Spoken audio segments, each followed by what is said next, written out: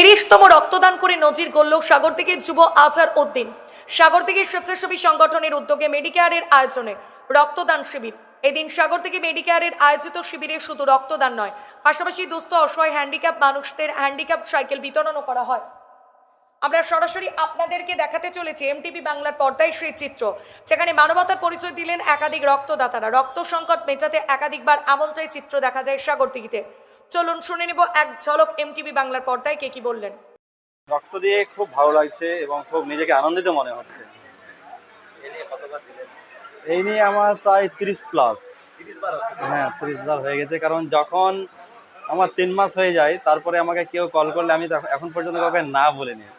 তো যতবার যেখানে হয়েছে ঝড় বৃষ্টি তুফান যেমনভাবে হয়েছে পৌঁছেছি এবং দিয়েছি। এবং বিভিন্ন যেসব এই যে শিবিরগুলো হয় যেখানে আয়োজন করে বিভিন্ন জায়গায়, সেখানেও আমি পারলে চেষ্টা করি। আজকেও এসেছি সেইভাবে।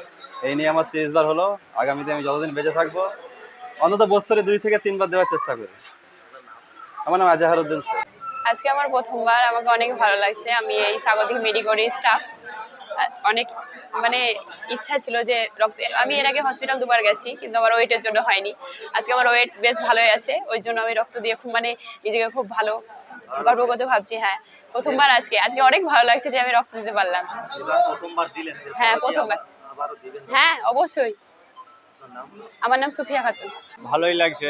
রক্তদান জীবনদান, প্রত্যেকটা মানুষকে এগিয়ে আসা উচিত।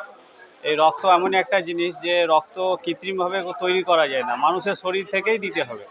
ওই জন্য আমার এবার 3 বার হচ্ছে। সামাজিক কর্মকাণ্ড যেখানে সেখানেই সাগরদিঘি স্বেচ্ছাসেবী সংগঠন।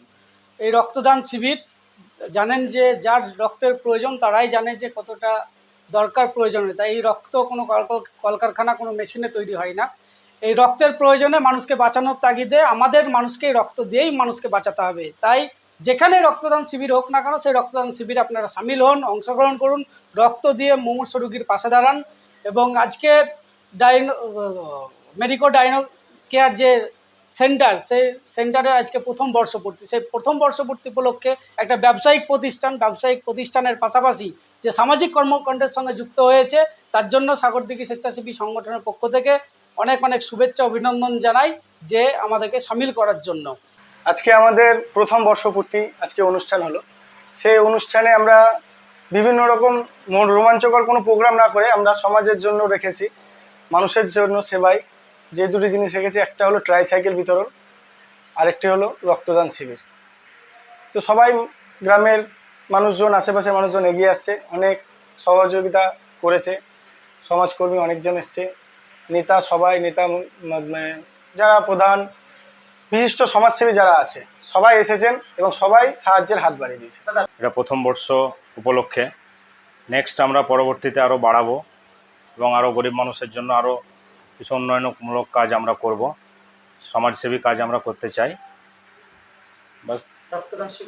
রক্ত সমান শিবির চলছে এখন, আপাতত 20-25টা ব্লাড হয়েছে। আমাদের 100+ টার্গেট আছে।